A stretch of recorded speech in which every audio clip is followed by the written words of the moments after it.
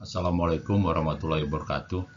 Baiklah, kita memasuki perkuliahan mata kuliah teknik sungai, pertemuan keempat, hidrologi daerah aliran sungai atau DAS. Ini corak daerah aliran sungai. Ini ada yang corak bulu burung memanjang, kemudian corak radial menyebar, kemudian corak paralel. Ini ada ABC. Yang di Sumsel ini hampir yang mendekati corak menyebar atau radial, itu di Sumsel atau Sungai Musi, Das Musi.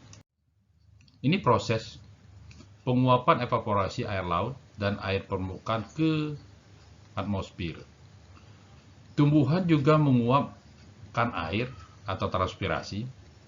3. Hasil penguapan menjadi awan jenuh, awan penyebab hujan. 4. Terjadi hujan atau presipitasi. Sebagian kecil air hujan diluapkan kembali. Air hujan yang sampai ke permukaan tanah, sebagian akan meresap ke dalam tanah atau infiltrasi. 7. Sebagian lagi mengisi cekungan, kubangan, defisiensi, dan sisanya lagi mengalir di permukaan tanah atau overflow. 8. Proses infiltrasi akan menjadikan air mengalir di bawah permukaan tanah atau interflow. 9. Bagian air infiltrasi akan tetap tinggal. Sebagian air infiltrasi akan tetap tinggal di dalam tanah atau moisture content bila terhadap banyaknya hujan. 10. Sisanya lagi akan mengalir secara vertikal akibat gravitasi atau perkolasi dan masuk jauh ke dalam tanah. Ini juga masuk jauh ke dalam tanah kalau pinggir laut ini tidak bisa, seperti Jakarta, Palembang. Kalau masuk jauh ke dalam tanah itu contohnya di kita, di Lubuk Linggau, Musirawas. 11. Pergerakan air tanah yang lambat ke tempat yang rendah, ke tempat yang lebih rendah, sehingga bila terhadap patahan bumi akan keluar sebagai mata air. Nah, ada patahan bumi itu disebut dengan mata air, ada patahan bumi. Jadi dari patahan-patahan itulah air mengalir. Ini terjadi kalau kita ke Bengkulu, di gunung itu sebelah kiri. Itu kalau kita dari Lubuk Linggau ke Bengkulu, dari Bengkulu ke Palembang ke kita ke Lubuk Linggau itu sebelah kanan. Kalau dari kita dari Bengkulu itu sebelah kiri. Bila bertemu, palung sungai akan mengalir bersama surface runoff kembali ke proses 1. Nah, ini sungai. Suatu alur yang panjang di atas permukaan bumi, tempat mengalirnya air yang berasal dari hujan disebut alur sungai. Bagian yang senantiasa tersentuh aliran air ini disebut alur sungai. Dan perpaduan antara alur sungai dan aliran air di dalamnya disebut sungai. Terdiri dari berbagai macam sungai, itu disebut dengan daerah aliran sungai. Daerah pengaliran. Suatu daerah tertimpa hujan dan kemudian air hujan ini menuju sebuah sungai sehingga berperan sebagai sumber air sungai tersebut dinamakan daerah pengaliran sungai. Dan batas antara dua daerah pengaliran sungai yang berdampingan disebut batas daerah pengaliran. Dibatasi oleh punggung-punggung pegunungan. Sungai utama dan anak sungai. Mulai dari mata air di bagian yang paling hulu di daerah pegunungan dalam perjalanannya ke hilir di daerah dataran, contoh di Curup, Lubuk Linggau. Aliran sungai secara berangsur-angsur berpadu dengan banyak sungai lainnya sehingga lambat laun tubuh sungai menjadi semakin besar. Nah, ini ke daerah semakin besar, Musirawas, Sekayu, Palembang itu semakin besar. Kadang-kadang sungai-sungai yang bermuara disebut danau atau pantai laut terdiri dari beberapa cabang. Apabila sungai semacam ini mempunyai lebih dari 2 cabang, maka sebagai sungai yang paling penting, yakni sungai yang daerah pengalirannya, panjangnya dan volume airnya paling besar disebut sungai utama. main river. Sedangkan cabang-cabang lainnya disebut anak sungainya. Contoh kita Sungai Mesat, sungai tempat orang mandi itu, cabang-cabang ini termasuk Sungai Kelingi, itu termasuk cabang-cabang dari Das Musi, daerah aliran Sungai Musi. Tributary atau kadang-kadang sebelum aliran berakhir di sebuah danau atau pantai laut, sungai membentuk beberapa buah cabang yang disebut dengan cabang sungai. Nah, ini tingkatan sungai. Nah, ini ada anak-anak sungai ini. Dari anak sungai ini masuk ke anak sungai lagi, masuk ke ini yang satu, ini anak-anak sungai. Yang dua ini sungai cabangnya. Kemudian yang tiga ini, ya ini sungai utama. Kita umpamakan ini adalah Das Musi, ini di Palembang, yang di bawah ini di Tanda Panah ini arah Palembang. Yang di satu-satu ini ada Bengkulu, ada Lubuk Linggau, ada yang di Ogan, Oku Selatan itu. Sungai di dunia, nama sungai Amazon. Luas daerah pengaliran 7,05, panjangnya 6,2 kilo. Lebar rata-rata daerah aliran 1,14. Kongo ini di Afrika. Kemudian ada Sungai Mississippi di Amerika. Ini, jadi yang tertinggi ini, yang terpanjang ini Sungai Amazon. Amazon ini di Amerika Latin. Laplat, kemudian Sungai Obi, Sungai Nil. Ini ada di Afrika. Yangtze, ini sungai di Cina. Buramatra, Volga, Este Lauran. Ini sungai-sungai di dunia. Ini yang terpanjang Sungai Amazon, sungai yang terpendek Este Lauran sepanjang 1,25 km. Ini sungai di Jepang. Ada Sungai Ton 14,840, itu luasnya meter persegi. Kemudian panjangnya 322, lebarnya daerah sungai 5,2. Yang terendah adalah ada Sungai Shinano, Kitami, Kiso, Takashi, Yudo, Agano, Mogami, Tashino. Ini yang terendah. Kita lanjutkan. Nah, sungai di Indonesia yang sudah teridentifikasi ada 4 pulau. Pulau Jawa, Pulau Sumatera, Kalimantan, dan Sulawesi. Di Jawa ini ada Sungai Citarum, luasnya 5,96 km persegi, panjangnya 250 km. Ini ada sungai di Sumatera. Ini ada Sungai Batanghari. Ini Sungai Batanghari 634 km. Luasnya 42,446 km. Sungai Musi, nah ini yang kita Sungai Musi. Ini luasnya 584. Ini luasnya. Ini panjangnya 553. Kemudian ini yang terpanjang ini ada Sungai Barito. Tapi luas Sungai Musi, panjangnya Sungai Barito. Kemudian Barito ini Kalimantan, Kapuas. Sulawesi ada Waran, Sungai Waran. Ini sungai ini berubah-ubah. Ini perlu diselidiki berapa luas daerahnya, berapa panjangnya, itu perlu diteliti.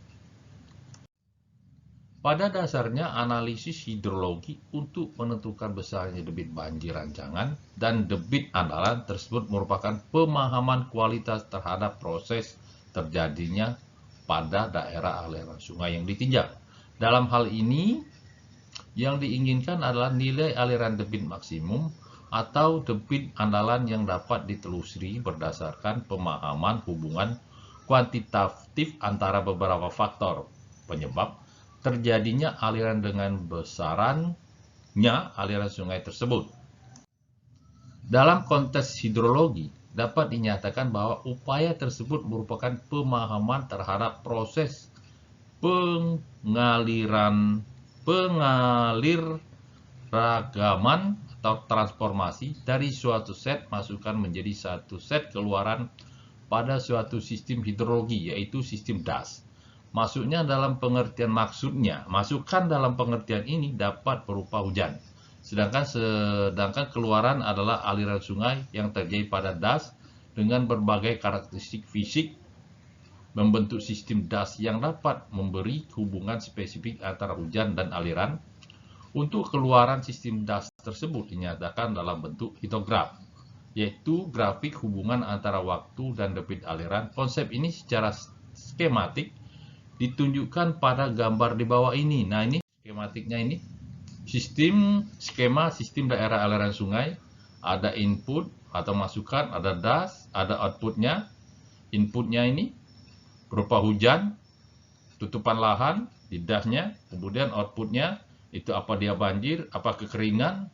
Kemudian ini ada hujan lagi, ini ada grafik, berbentuk grafik di dasnya, ini dasnya di A ini setelah tergambar. Kemudian ada hubungan antara Q dan A, hidrograf banjir, hubungan X dan Y, ini berbentuk grafik atau KP, grafik yang tertinggi. Konsep dasar untuk dapat memahami masalah aliran sungai akan selalu berangkat dari pengertian daur hidrologi, yaitu penjelasan tentang berbagai proses hidrologi yang umumnya berlaku pada suatu sistem daerah aliran sungai secara skematis. Daur hidrologi dilukiskan seperti pada gambar di bawah ini. Nah, ini daur hidrologi, hujan, ada penyiraman matahari, ada laut, ada evaporasi, ada yang dari laut, evaporasi dari pepohonan, ada presipitasi, ada matahari. Ini tidak tergambar matahari. Dari matahari ada awan presipitasi. Ini water table-nya, ada groundwater di bawah sekali. Nah, ini daur hidrologi. Bisa diperhatikan ada matahari, ada hujan, ada evaporasi, ada laut, ada penguapan dari pepohonan, dari danau, ada hujan, kemudian ada awan, ada hujan, ada pengaliran permukaan, aliran bawah permukaan. Penjelasan lebih lanjut mengenai daur hidrologi adalah sebagai berikut. Sumber tenaga atau energi untuk dapat terjadi penguapan adalah panas matahari. Dengan adanya tenaga tersebut dapat menjadi penguapan, baik dari permukaan tanah, dari permukaan tumbuhan, dari tumbuhan air. Umumnya bedakan dengan istilah evapotranspirasi, yaitu penguapan dari permukaan air, dan transpirasi, yaitu penguapan dari permukaan tumbuhan. Air yang diuapkan ini dapat membentuk awan yang jika kondisi klimatologinya memungkinkan akan dapat terjadi hujan. Air hujan ini sebagian ada yang diuapkan kembali sebelum mencapai permukaan tanah dan sebagian akan jatuh ke permukaan tanah yang kita kenal dengan pengertian hujan yang dapat diukur dengan alat penakar hujan. Air yang masuk ke tanah melalui infiltrasi akan mengalami berbagai proses. Sebagian akan langsung diuapkan jika transfer dalam tanah ke permukaan bumi memungkinkan. Oleh tanaman, air yang terinfiltrasi dapat pula ditransfer ke atmosfer melalui proses transpirasi ya dari tumbuh-tumbuhan tadi. Sisa air infiltrasi akan mengisi kekurangan lengas tanah. Dan jika jumlahnya cukup besar akan dapat memberikan masukan ke tampungan air tanah dan sebagian dapat mengalir secara mendatar yang disebut dengan aliran antara interflow. Laju aliran pada tampungan air tanah akan menyebabkan terjadinya aliran dasar atau base flow. Nah, ini ada matahari, ada hujan, ada yang turun ke tanah, infiltrasi, perkolasi. Ini aliran antara digambar. Ini aliran permukaan.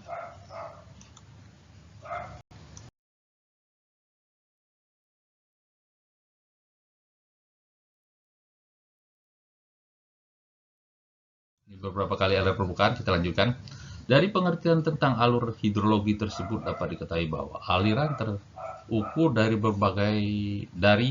sungai terdiri dari unsur-unsur aliran sebagai berikut.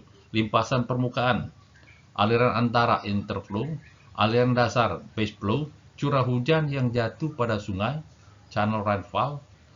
Terlihat dari penjelasan tersebut bahwa daur hidrologi merupakan konsep yang sederhana, namun pada kenyataannya di alam terjadi hal-hal yang sangat kompleks. Ini kan sederhana sangat kita gambarkan, tapi kompleksnya banyak di ini, tergantung tutupan lahan, jenis tanah.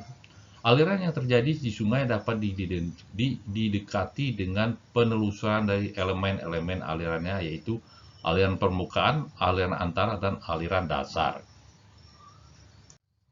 Dalam konteks analisis debit banjir ekstrim atau lebih debit banjir maksimum, maka dapat dilakukan pendekatan praktis dengan memisahkan bagian air yang terinfiltrasi dan yang menjadi limpasan atau runoff. Pendekatan ini ditetapkan dalam penggunaan metode rasional untuk menghitung debit maksimum. Penjelasan lebih rinci tentang cara tersebut dapat dilihat pada uraian berikutnya. Nah, ini hubungan antara hujan, parameter das dan aliran. Dengan konsep dasar seperti diuraikan di atas, dapat dipahami bahwa peristiwa banjir atau aliran besar pada sungai pada umumnya akan terkait dengan peristiwa hujan dan parameter das. Fenomena yang penting harus dipahami dengan benar adalah bagaimana proses terjadinya penganekaragaman hujan yang jatuh pada suatu daerah aliran sungai tertentu menjadi aliran di alur sungai. Proses ini akan sangat tergantung dari sifat hujan dan karakteristik parameter das. Pengaruh parameter das terhadap karakteristik aliran dijelaskan sebagai berikut. 1. Bentuk das. Das yang mempunyai bentuk lebar akan menunjukkan ciri debit aliran puncak lebih besar daripada debit aliran puncak pada daerah aliran sungai yang memanjang. Pada daerah aliran sungai yang berbentuk memanjang, waktu untuk terjadinya akumulasi aliran penuh akibat curah hujan akan lebih lama, sehingga bentuk hidrograf cenderung akan lebih landai dengan waktu terjadinya debit puncak lebih besar. Nah, ini pengaruh bentuk das terhadap debit puncak.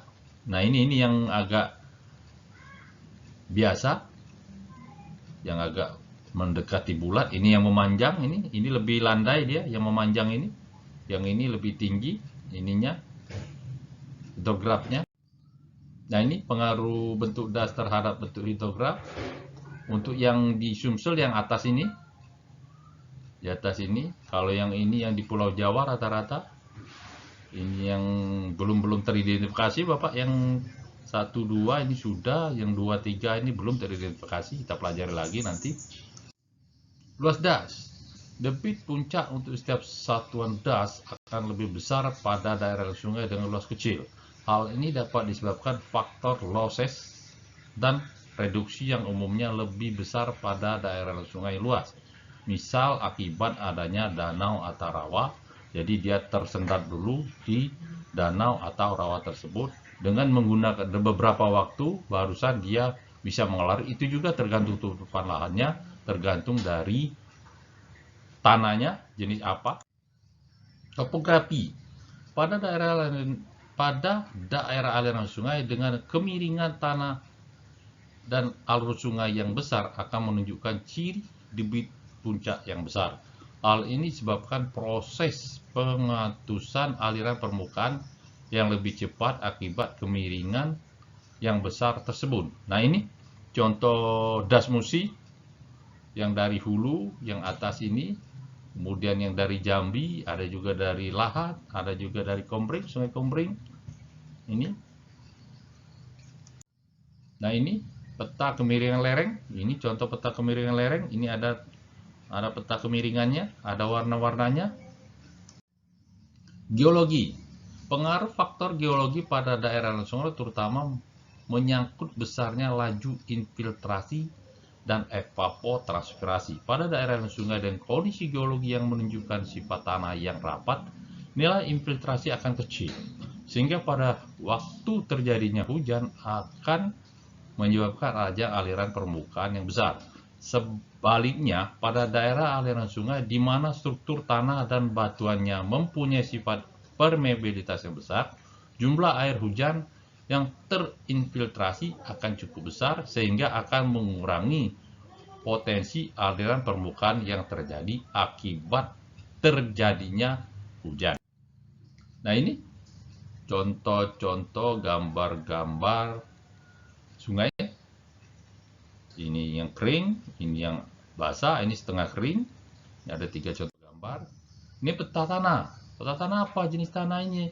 Ada warna putih, ada warna kemerah-merahan, ada merah jambu. Itu dibuat tersendiri peta-peta untuk jenis tanah, jenisnya apa, atau tanah liat, atau gambut, atau bebatuan itu. Kerapatan jaringan kurus. Kerapatan jaringan kurus dinyatakan dengan panjang alur sungai per satuan luas daerah aliran sungai. Daerah aliran sungai yang mempunyai banyak anak sungai berarti kerapatan jaringan kurangnya besar dan proses pengutusan lebih cepat.